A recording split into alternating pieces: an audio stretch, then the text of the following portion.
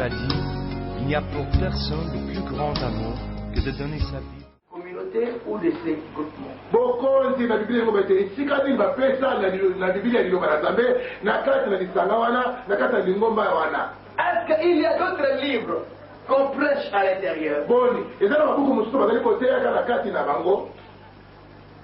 La Bible est moins lue ou la Bible on lit que des parties à l'intérieur. Biblia bazali kotanga ngo pesa mingi te, to bazali kobele ko pona biteni na kati na Biblia yango. On croit à la véracité de la parole de Dieu. Boni bato bandira peut-être Biblia ezali de solo pesa yango ne liloba na Nzambe. Parce que la Bible est réellement le seul livre. Boni fala ba Biblia ezali kaka buku moko qu'on peut utiliser, qu'on peut lire tous les jours pour la croissance spirituelle. Est-ce que la Bible convainc dans ce groupement ou des révélations d'autres personnes?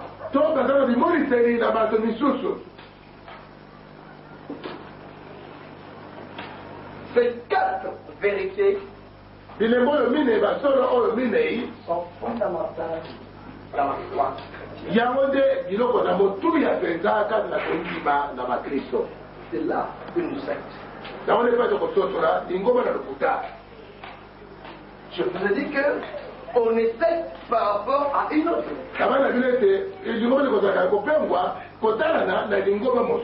Mais en réalité pour nous,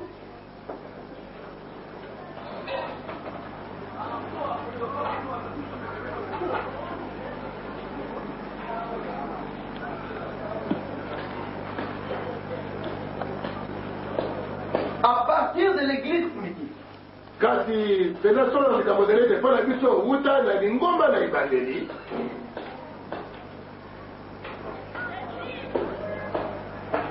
tout groupement, qui viennent ici.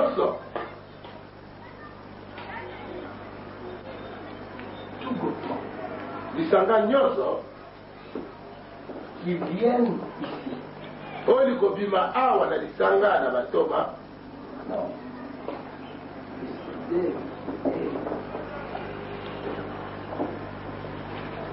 Et fait par rapport à l'église apostolique.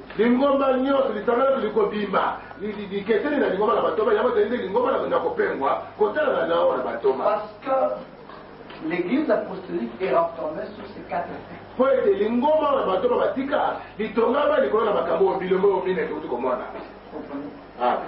ne reconnaît pas une secte parce qu'il est dans une maison. On reconnaît une secte parce qu'il ne remplisse pas les conditions de ces quatre vérités apostoliques. Et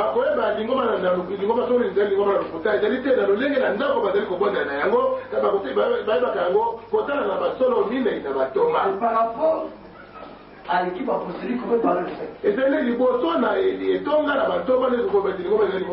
Les gens qui sortent d'ici, les gens qui sortent après des églises, nous prenons l'église méthodiste, luthérienne, catholique, les Coutinons, les protestants, les Kintoadi. Tous ceux-ci doivent se référer ici. Les missionnaires, dit le frère mon père, les luthériens, les réformistes, les coutinistes, les baptistes, les catholiques, les Kintoadi, les églises des réveils, les machin, ils doivent se comparer qu'avec l'église apostolique.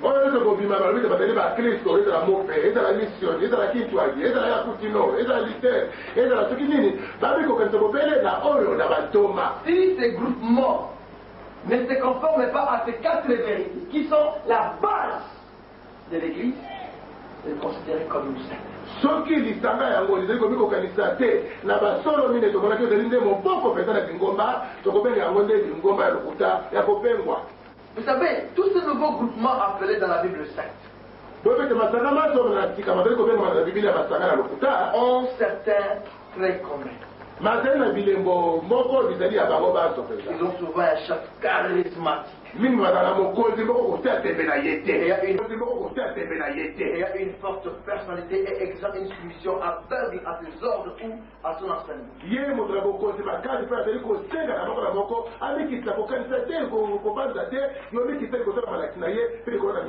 Cela peut aller jusqu'à l'abandon de son foyer, de son travail, de la famille, de ses biens pour la nation.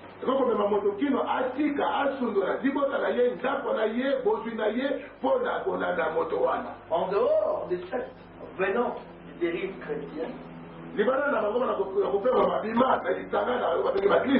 il y a le mouvement visant l'amélioration de soi. Il y a le mouvement d'origine orientale. Et il y a d'autres mouvements d'unification. Nous avons le mouvement dérive chrétienne. Nous avons le mouvement visant l'amélioration de soi. Nous avons le mouvement d'origine orientale. Nous avons le mouvement d'unification. Et on ne peut que les reconnaître sur ces quatre choses. L'inexistence de la personne de Jésus-Christ. Le mélange dans la doctrine apostolique. Ou le mélange dans la doctrine. Où l'homme est à la base du salut. Où l'autorité de la Bible est parfaite. J'aimerais que nous regardions ensemble cet élément. Et nous comprenons comment est-ce que les sectes tournent et comment ils suivent leur goût. Nous sommes dans une ville appelée par exemple Bombay, qui est le centre des naissances, le berceau des sectes. Et nous voyons comment est-ce que les hommes cherchent Dieu. Ici par exemple dans cette ville on respecte les vaches. On respecte les éléphants. Une fois j'ai été à Bangkok où les gens s'arrêtaient pour faire passer un éléphant. Les serpents est adoré. L'homme à la recherche de Dieu. Ça, on appelle ça secte. Secte orientale. C'est ça qui détruit nos familles ou l'humanité aujourd'hui. Les gens abandonnent leur maison, abandonnent leur vie quotidienne, abandonnent leur travail pour aller s'impliquer dans des religions ou dans le secte.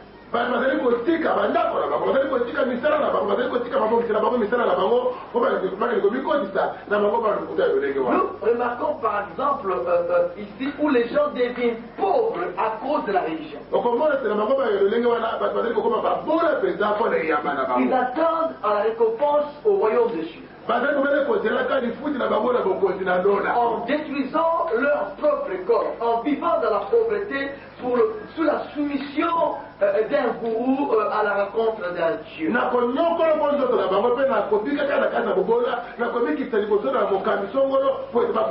par contre, le gourou, il est un super homme, un riche qu'on ne peut pas comprendre.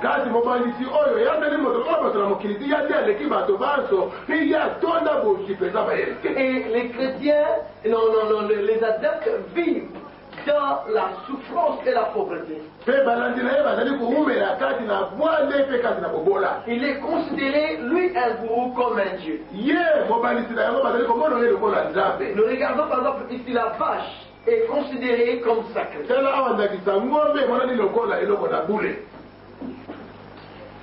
C'est le secte d'origine orientale. Et là, à ce moment-là, les gens sont vraiment dans la pauvreté. Ils évitent que les gens puissent aller comprendre, par exemple, puissent s'épanouir intellectuellement. Dans ce cas, par exemple, ils ont considéré cette eau comme un moyen de la bénédiction. Les hommes et les femmes descendent là-bas pour aller se laver afin de recevoir de certaines bénédictions. C'est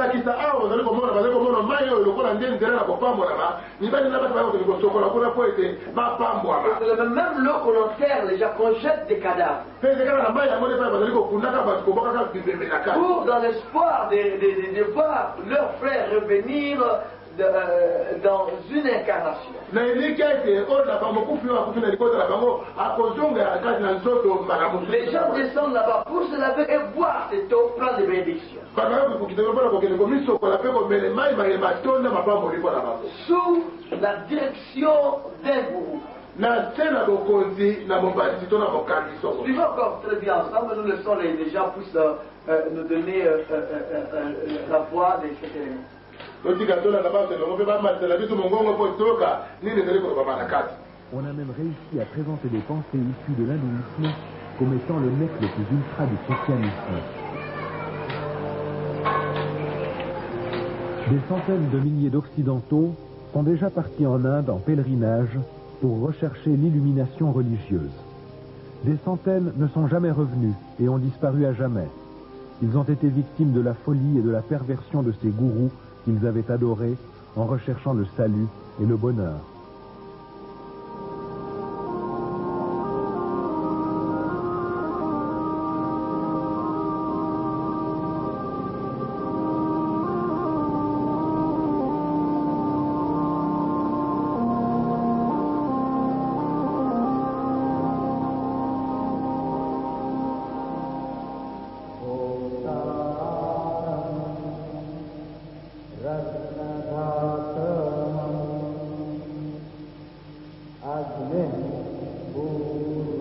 Darshan Singh, un gourou de Delhi, a attiré à lui seul plus de 15 000 adhérents.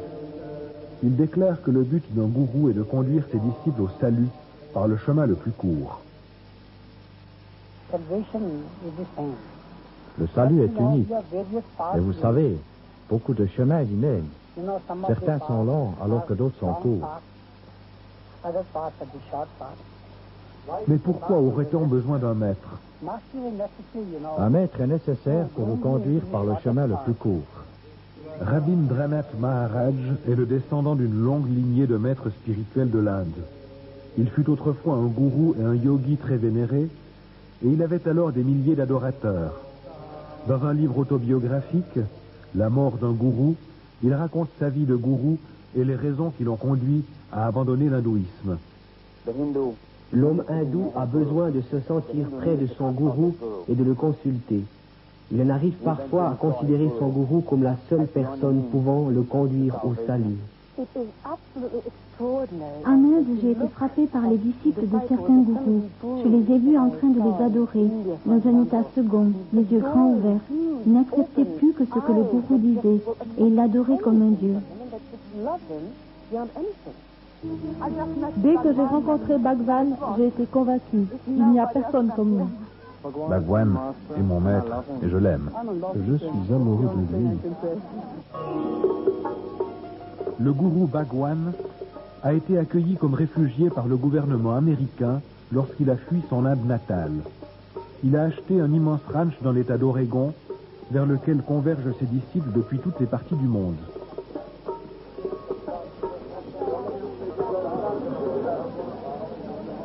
Le nom par lequel il se fait appeler signifie littéralement « professeur spirituel le plus élevé, seigneur de l'univers, honorable maître et roi ».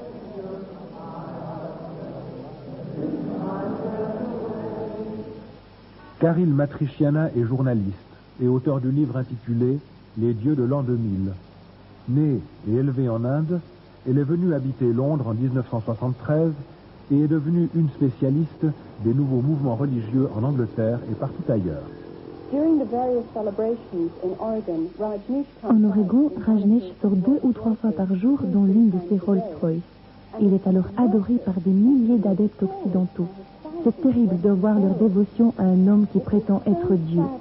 Ils doivent se soumettre à des lois spirituelles, comme de devoir porter la photo du gourou à son cou, ou de porter continuellement des bouts d'étoffe rouge, ou encore de changer son nom pour prendre un nom indien.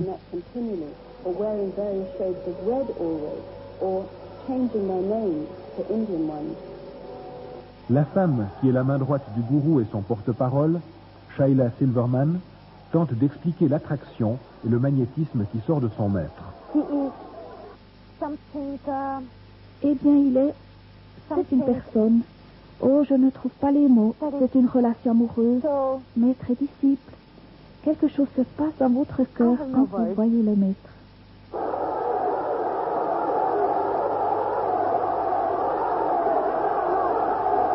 It is a love relationship. Master and disciple. Something happens in your heart when you see a master. Bhagwan est mon maître et je l'aime.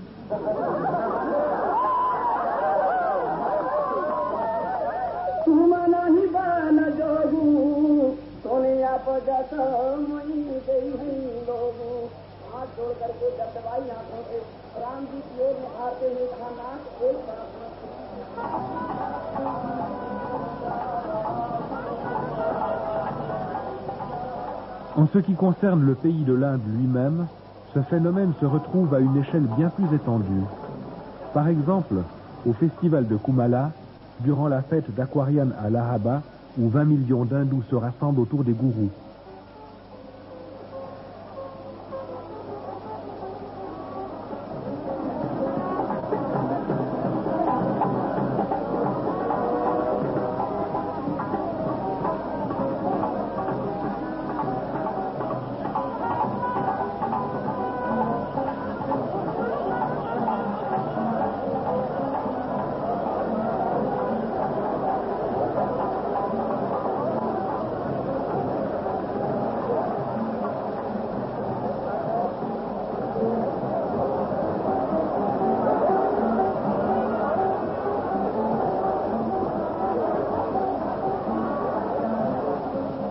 Et même toute la débauche et les choses sales qui accompagnent ces gourous sont considérées par les adeptes comme des aides pour la recherche du salut.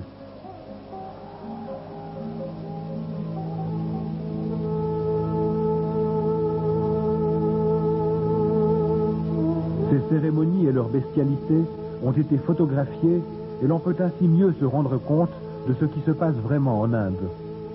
Les prêtres qui se promènent tout nus sont considérés comme étant les plus spirituels et les plus saints. Plusieurs couvrent leur corps avec des cendres de crémation et répandent sur leurs cheveux du crottin de vache et d'autres saletés. D'autres sont en costume d'apparat et sous l'influence de drogues extrêmement puissantes. Tous leurs disciples ont sacrifié famille, possession et même leur âme, devenant complètement dévoués à leur gourou et pratiquement apathiques. En fait, un gourou, c'est le meilleur ami. C'est votre philosophe. Il vous guide et vous montre le chemin qui conduit à Dieu. Et c'est pourquoi les gourous sont considérés en Inde comme des pouvoirs divins, équivalents à Dieu lui-même. Je suis persuadé que n'importe qui, après avoir été en contact avec l'amour et la générosité du Maître, sera forcé de reconnaître qu'il est réellement Dieu marchand, parlant et vivant sur terre. Il est écrit dans nos livres que le Maître est Dieu, incarné sur terre, dans toute sa puissance. Pour les hindous, rien n'a plus d'importance que le gourou. Il est leur seigneur, leur maître, leur sauveur. Il est même considéré comme étant supérieur à Dieu. Oh oui, le gourou est plus grand que Dieu. Le concept de gourou est équivalent dans l'hindouisme à la dimension personnelle de Dieu que l'on trouve dans la foi chrétienne. J'ai personnellement parlé avec beaucoup de gourous et ce que j'ai pu constater est terrible. Leur système de croyance leur demande d'être détachés de toute émotion ou compassion et leur cruauté ainsi que leur inhumanité sont dès lors excusées et considérées comme saintes et spirituelles. J'étais très intéressé par l'adoration, les offrandes et les dons que mes disciples m'apportaient, mais leurs problèmes, leurs difficultés et leurs personnes ne m'intéressaient en fait pas du tout. Tous ceux qui suivent un gourou croient qu'il va leur retourner tout l'amour qu'ils ont pour lui. Mais la réalité est que le gourou utilise leurs émotions pour maintenir égoïstement sa position et son autorité. Il y a beaucoup de personnes qui arrivent ici parce qu'elles sont amoureuses de Bhagwan. Ils recherchent la sagesse et l'amour que Bhagwan peut donner. Il a tant d'amour. Et il donne cet amour à tout le monde et cela nous aide à trouver de l'amour en nous-mêmes et pour nous-mêmes. Les disciples de Jim Jones, les gens du temple, étaient tous convaincus que leur relation avec leur maître était fondée sur Quand l'amour. nous continuons, nous allons voir comment est-ce que l'homme cherche Dieu, qui est complètement opposé au mouvement qu'on appelle le christianisme.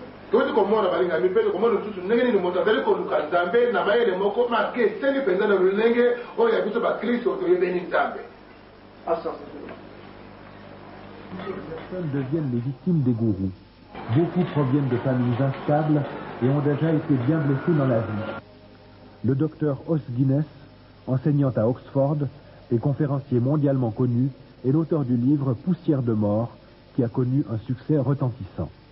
L'un des besoins les plus essentiels de l'homme moderne est de trouver le sens de sa propre vie et la stabilité qui en découle. Les habitants de l'Occident qui ne l'ont pas trouvé sont affamés de spiritualité et se tournent vers l'Orient sans examiner d'abord ce qui leur est proposé. Ed Senesi est un ancien membre de la Société internationale du mouvement Conscience de Krishna, plus connu sous le nom de Hare Krishna. Il fut même pendant 3 ans le rédacteur en chef de leur revue Retour vers Dieu. La famille n'a pas une bonne place dans la philosophie du mouvement Hare Krishna. On considère plus ou moins la famille comme étant néfaste. Eckhard Flöter, un talentueux journaliste allemand, est de...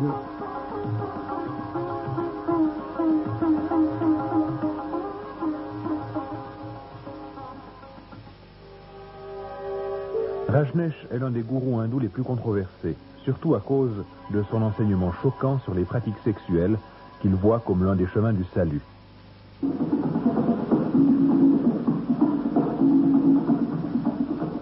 Ces techniques sont appelées la méditation dynamique. Les exercices qu'il enseigne ont pour but de capter les forces du serpent appelées Kundalini. Le premier jour est consacré à des exercices physiques et respiratoires.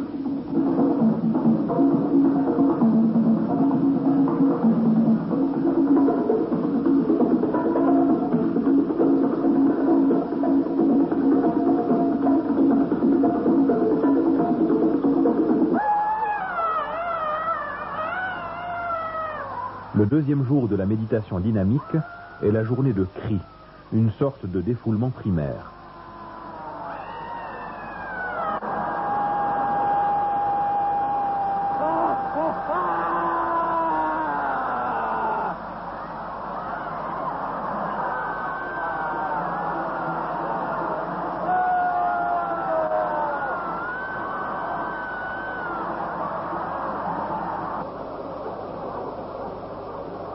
L'exercice suivant consiste à sauter sans fin.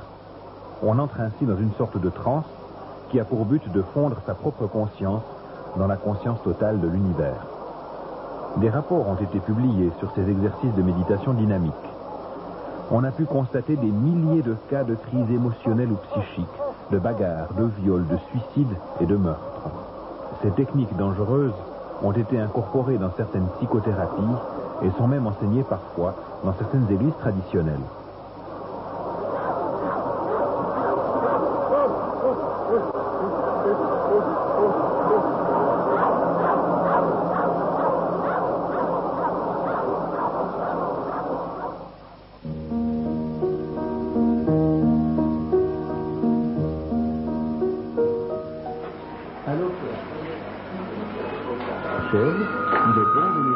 Voilà, mes chers amis, on a pu voir cet élément. Cet élément, j'espère que ça a répondu à vos questions sur l'enseignement que nous sommes en train de suivre. Mais je suis un peu désolé de dire que nous sommes maintenant à la partie de questions-réponses ou forum des réflexions.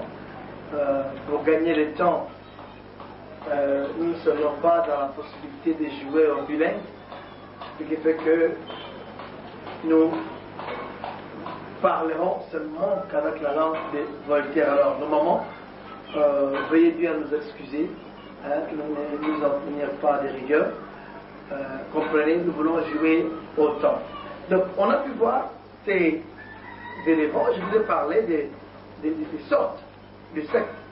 Il y a les sectes de dérive chrétien qui prônent le nom de Jésus, mais abusivement, en n'accomplissant pas le 4 faits de la religion, si je peux prendre la religion judéo-chrétienne, ou si on peut écarter le mot judéo, nous mettons dans le mouvement du christianisme. Et là, à l'intérieur, on vous a fait voir la différence qui existe entre le mouvement christianisme et la religion. Nous avons vu des gens crier, nous avons vu des gens s'appauvrir. J'étais en Inde, j'ai vu des gens aveugles. Pourquoi ils devenaient aveugles? C'est seulement le fait qu'ils regardaient, ils cherchaient le salut en regardant le soleil. Et ils ont passé plus de 40 ans, 30 ans en regardant le soleil, c'est que les rayons solaires ont détruit leurs yeux. Mais le christianisme, c'est Dieu qui va à la recherche de l'homme. C'est comme il était parti voir Adam dans le jardin d'Éden. C'est Dieu qui a appelé Adam et non Adam qui a cherché Dieu. C'est ça la différence qui existe entre le christianisme et la religion. Alors, parmi les sectes, il y a les sectes du dérive chrétien. C'est-à-dire, ils prônent le christianisme ou les fondateurs du christianisme, mais ils ne sont pas dans les 4 faits, 4 vérités du bonne Église. C'est-à-dire, la personne de Jésus-Christ, la doctrine apostolique à respecter, la façon dont il conçoit le salut, et quatrièmement, l'autorité de la Bible. Il y a d'autres même qui prônent la personne de Jésus, mais qui parlent encore une fois de la vie mystique de Jésus. C'est encore pire, c'est encore très dangereux. Et à part ça, il y a les mouvements visant l'amélioration de soi. C'est que tantôt les gens parlent aujourd'hui de New Age. C'est un mouvement oriental qui a essayé d'imiter l'essence de la vérité biblique et maintenant ils utilisent en mettant l'homme au centre de toutes choses, c'est-à-dire l'humanisme. Et à part ça, il y a le mouvement d'origine orientale que nous connaissons très bien, yoga, le mouvement de Krishna, tout un temps de mouvements que je ne veux pas citer encore le nom pour que je n'aie pas un vendredi chaud à Kinshasa. Et quatrièmement, il y a le mouvement d'unification. C'est comme vous connaissez très bien ces différents mouvements qui existent aujourd'hui dans notre monde. Et c'est ça qui caractérise le secte. Je ne cesse de dire qu'un groupement ou un groupe de gens ne peut être considéré comme secte parce qu'il prie dans une maison. Nous avons pu comprendre que même l'Église apostolique a été considérée par les ennemis de Christ comme une secte. Dans ces cas, dans un langage humain, on peut dire qu'on est secte par rapport à une autre. Moi, je donne ma thèse, mais il y a ceux d'autres religions qui ne partagent pas ma philosophie ou ma façon de voir des choses. Ils croient que la leur, c'est-à-dire la religion, est plus meilleure que la mienne. Eux me considèrent comme un hérétique. Vraiment un hérétique. J'ai vu quelque part, on a écrit, quand j'ai des problèmes, les gens, quelqu'un a écrit Poutino est plus dangereux que le virus de sida. Et ça m'a fait rire que je sois dangereux qu'un virus. Et ils ont dit non, Poutino il exagère, alors il est dangereux, plus dangereux que le virus des sida. Moi j'ai compris après que les gens avaient presque raison parce que mon évangile est très dangereux que le virus du sida. Je vous dis la vérité, quand la parole sort, la parole sépare le bouc et le bœuf. On n'a pas de choix. Alors les boucs, alors ils agitent. Donc pour dire que nous avons, je distingue, il y a les mouvements du dérive chrétien, 2, il y a les mouvements visant l'amélioration du soi, 3, les mouvements d'origine orientale, et 4, les mouvements d'unification. Nous comprenons maintenant le secte. Le secte de dérive chrétien et le secte qui peut troubler, qui entre dans les 4 coins de notre pays pour venir s'installer ici. Et maintenant, les gens qui veulent devenir des chrétiens, ils doivent respecter ces vérités. Et dans cela, j'aimerais mettre notre ballon sur la table et pour qu'on puisse parler quelques minutes, questions-réponses, où on a un moment de réflexion. Moi, je voudrais demander par rapport à l'événement qui vient de se passer. On nous demande bien beaucoup de gens qui sont en France. Il y a aussi dans les églises des gens qui entrent en France. J'aimerais un peu que vous différenciez un peu. Eux, ils rentrent en France par rapport à France. Parce que je sais que les chrétiens, c'est souvent quand on demande la conduite de ceux qui les gens. J'aimerais un peu que vous différenciez. Oui, mais même aussi dans des églises, dans des sectes du dérive chrétien, les gens entrent en France.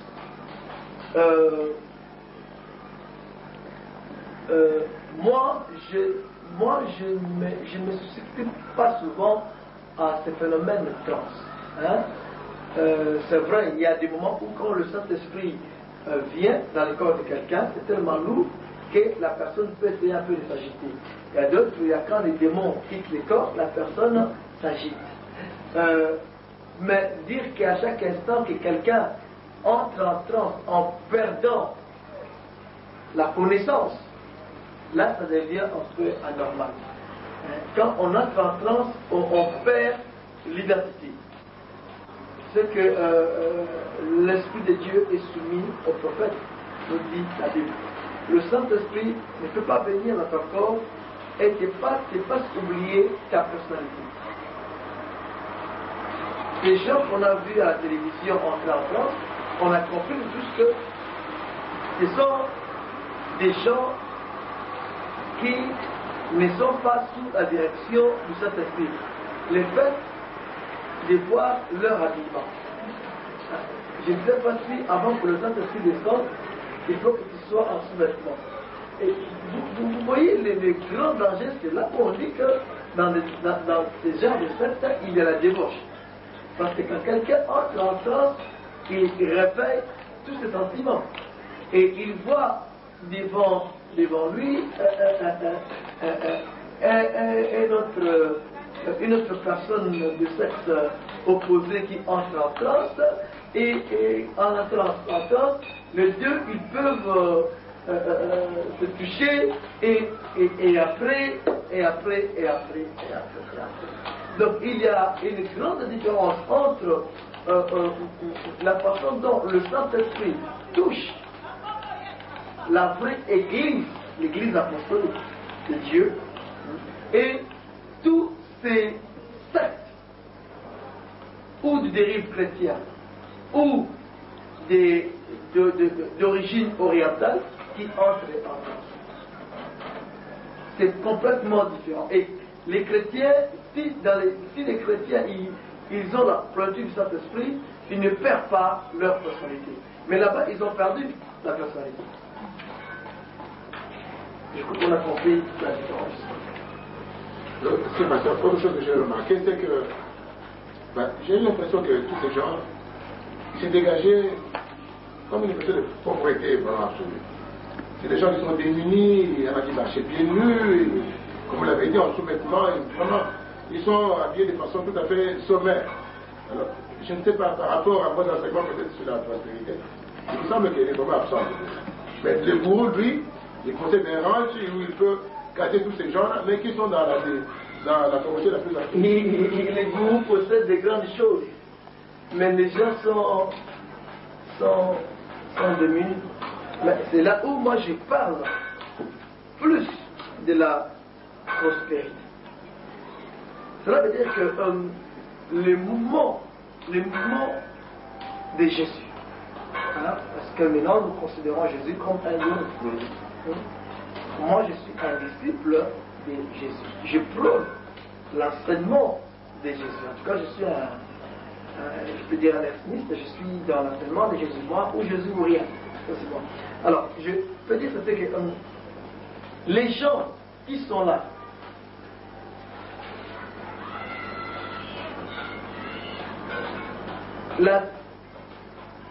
la chose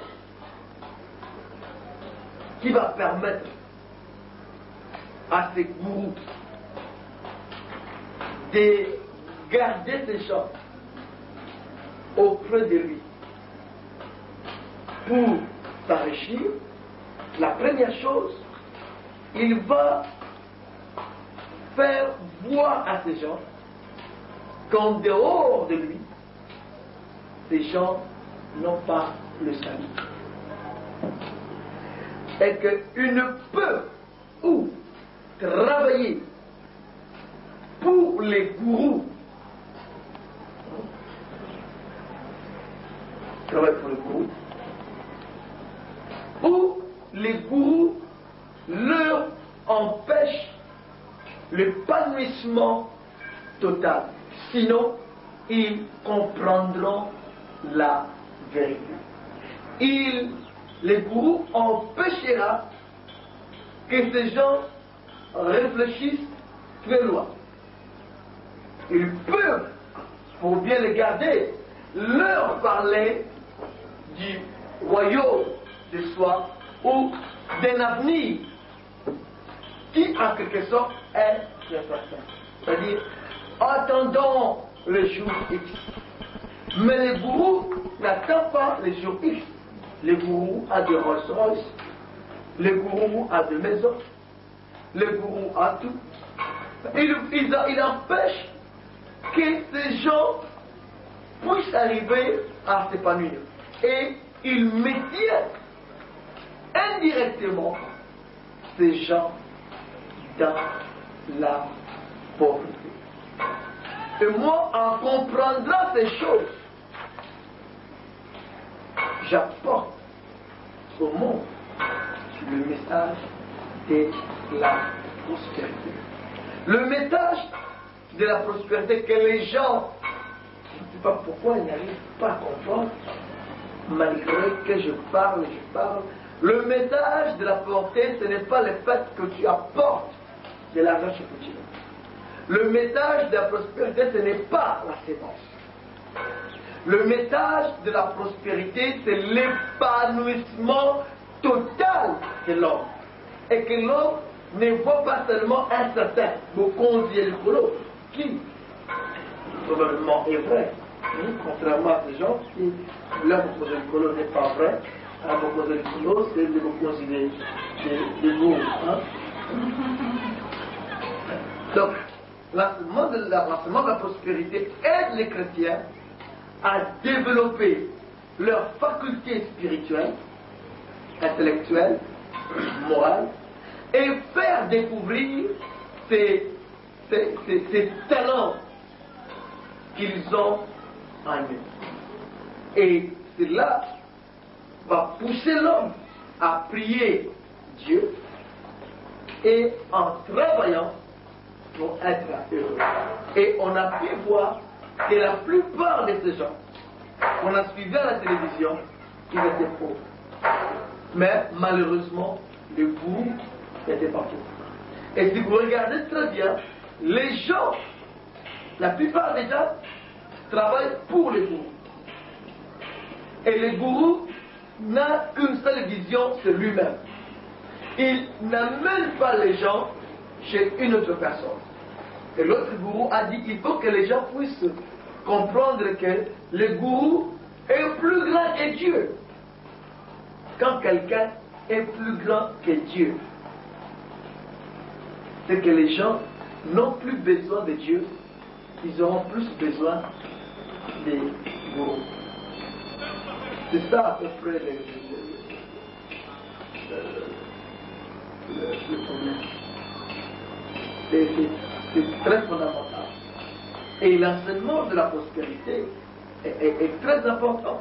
Vous savez, ce qui a touché, ce qui a aidé l'Amérique à avancer, malheureusement, c'est ces mouvements visant de l'amélioration de soi. Les enseignements des New Age. Les gens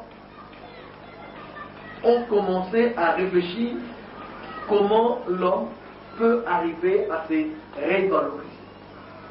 Et cela est très important pour nous les chrétiens, qu'on cherche à se révaloriser.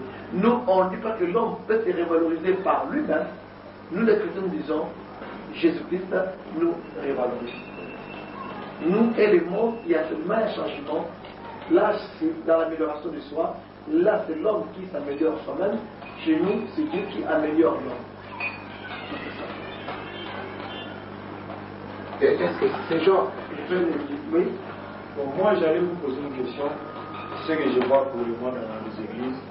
Il y a ceux de fidèles qui entrent dans les églises, quand ils viennent pour prier, lui veut seulement qu'il soit toujours béni. Mais quand il n'est pas béni, il voit c'est comme si Dieu ne le considère pas, il est inconsidéré. Et par rapport à la prospérité et au royaume, comment vous pouvez les relier à l'église? Parce qu'il y a ceux qui viennent à l'église, pour eux, quand on parle de la prospérité, c'est qu'il est directement considéré devant Dieu, donc tout ce qui va demander, il va le recevoir après la prière. Mais la première prospérité que la personne a reçue, les faits qu'il devient chrétien. Devenir un chrétien, c'est devenir une personne prospère. Et dans votre marche chrétienne, dans votre obéissance à Dieu, et dans la croyance des principes que Dieu a établis dans le monde spirituel pour la prospérité, l'homme va prospérer matériellement. La prospérité commence à l'intérieur avant d'être à l'extérieur. Et être béni, ce n'est pas qu'on dit qu'on est béni parce qu'on a une voiture. Celui qui dit qu'il est béni parce qu'il a une voiture, c'est un païen. Parce qu'un païen est content quand il a une voiture. Mais un chrétien, qu'il ait une voiture ou qu'il n'ait pas, il est toujours joyeux. Et il est content. Sa foi ne changera pas. Quand il aura une voiture, de même quand il n'a pas de voiture, il est la même personne. Tu comprends? Le matériel ne sont que les conséquences de l'intérieur. Et on est béni parce que Dieu a dit que nous sommes bénis. Éphésiens dit que nous étions bénis de toutes sortes de bénédictions. Ce n'est pas que tu dis que tu es béni parce que tu as mangé aujourd'hui, matin béni, et un gros fou. Et tu sens lourd à cause des beaucoup dans ton ventre. C'est lourdeur qui peut dire que tu es béni. Et quand tu feras la digestion, tu seras à la toilette. Et tu vas te remettre dans ton état initial. Tu dis, ah, je suis maintenant maudit. La bénédiction de Dieu n'a rien de ce que nous voyons aujourd'hui. Nous sommes bénis. Nous ne sommes pas bénis par la foi. Nous sommes bénis en réalité. Ce n'est pas par la foi qu'on est bénis, non. Nous sommes vraiment bénis. Quand on dit par la foi, c'est qu'on le croit. On ne sait pas. Mais non, cet acte de bénédiction, c'est un acte qui est vrai, qui est légitime. Spirituellement, bien sûr. Et plus nous croissons dans la foi et nous appliquons le principe de la prospérité matérielle, nous expérimenterons la prospérité matérielle. Et aujourd'hui, il faut que le chrétien puisse être complètement libre de la pauvreté, de la religion. Parce que la religion maintient les gens dans la misère la souffrance et la pauvreté. Mais le christianisme a affranchi. Et si donc les fils vous affranchissent, vous êtes réellement libres. Voilà. Et bien, par rapport à l'enseignement du science, c'est-à-dire que secte et la vraie doctrine, pas me donne, parce que j'ai vu ici des gens qui font des sacrifices, des grands sacrifices, qui jeûnent et qui se privent de beaucoup de choses, comme vous avez dit, qui se négligent peut-être, mais à la fin, on dirait qu'il n'y a pas d'assurance de ça. Après avoir fait toutes ces choses, vous leur demandez s'ils sont ceux qui sont sauvés. On va vous dire, attendez, on va se réincarner peut-être pour que à la prochaine incarnation on puisse s'améliorer, comme vous avez dit, l'amélioration de soi. Mais à la fin, on n'est pas sûr de ça. C'est-à-dire que dans le christianisme, l'homme ne fait rien, Dieu lui donne gratuitement. Alors je me demande comment il peut exister des choses aussi diamétralement opposées, et en même temps qu'il y ait un autre groupe qui vienne avec l'unification, que tout ce monde nous retrouvions ensemble. Comment est-ce qu'on peut expliquer cette existence des mouvements qui disent que tout le monde peut se retrouver, on peut se mettre ensemble, on prie le même Dieu, avec des choses aussi contradictoires. Je comprends. Les gens ne réfléchissent pas. Vous savez, moi j'ai une, pour l'unification, hein, j'ai une, parce que vous avez parlé beaucoup de choses, vous avez plusieurs choses. En vous écoutant, vous avez développé beaucoup de choses. Si je veux commencer à parler, c'est vraiment des leçons. Je parlais de l'unification. Quand tu parles de l'unification, nous voyons l'écuménisme.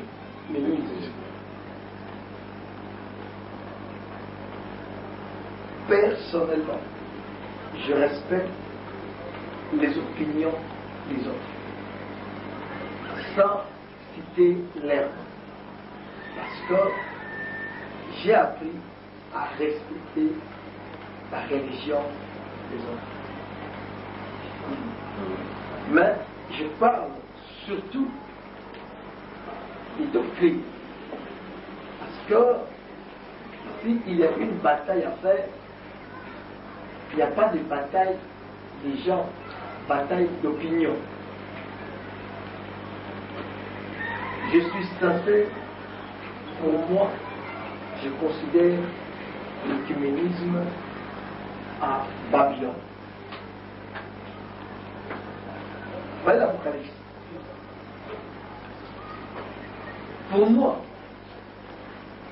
l'écuménisme, c'est de Babylone. Vous ne pourriez pas mettre un chien avec une chèvre ensemble. Vous ne pourrez pas mettre un chien. Vous ne pourrez pas prendre un souris et vous mettez un chat ensemble. Si un chat et un souris se mettent ensemble, ils marchent ensemble, il y a quelque chose de normal qui tourne. Il y a quelque chose qui ne va pas. Il y a quelque chose qui ne va pas. Vous comprenez? Donc, l'histoire de l'unification, des féminismes, pour moi, est efficace. Parce qu'on ne peut jamais arriver à parler le même langage. La deuxième chose, les gens qui parlent, les gens qui font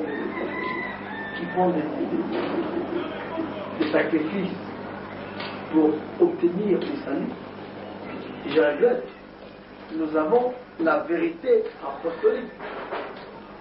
Éphésiens 2:8, nous sommes sauvés par la grâce et au moyen de la foi.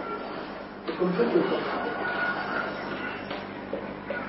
On n'est pas sauvé par nos propres efforts.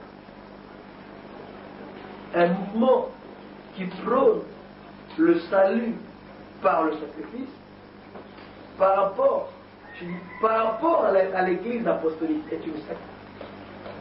Parce que nous tous, nous venions, nous avons comme modèle l'église apostolique. Nous tous, les Poutino, les Kimbanguistes, les Mpebalongo, les catholiques, les protestants, les témoins de Jéhovah, nous tous, les mouvements de dérive chrétiens ont comme seul et unique modèle le christianisme. Tout ce que nous faisions, si cela n'était pas fait à l'église apostolique, ça devient une secte. Même si tu pries et tu marches dans le ciel, mais tu n'acceptes pas ou tu n'es pas dans ce qui était l'église apostolique, c'est une secte. C'est carrément ça. Et aussi pour d'autres qui font des sacrifices pour obtenir des choses. Il y a d'autres qui ne sont pas dans une secte, mais seulement c'est une ignorance. Qui font des sacrifices. Moi je dis c'est la crise d'identité. Qui pensent que à la force, tantôt de jeûner ou de prier, de faire des veilles de prière pendant une semaine, j'ai vu. Déjà faire une semaine de veilles surveillées. J'ai dit pourquoi ça? Je suis à la recherche. J'ai dit mais c'est très dangereux parce que tu abîmes ta santé. Ce n'est pas que quand la personne est dans l'égarement, il peut être dans le vrai. Et seulement la personne est ignorante. La personne est sincère de ce qu'il fait. Comme je dis, la sincérité n'est pas la vérité.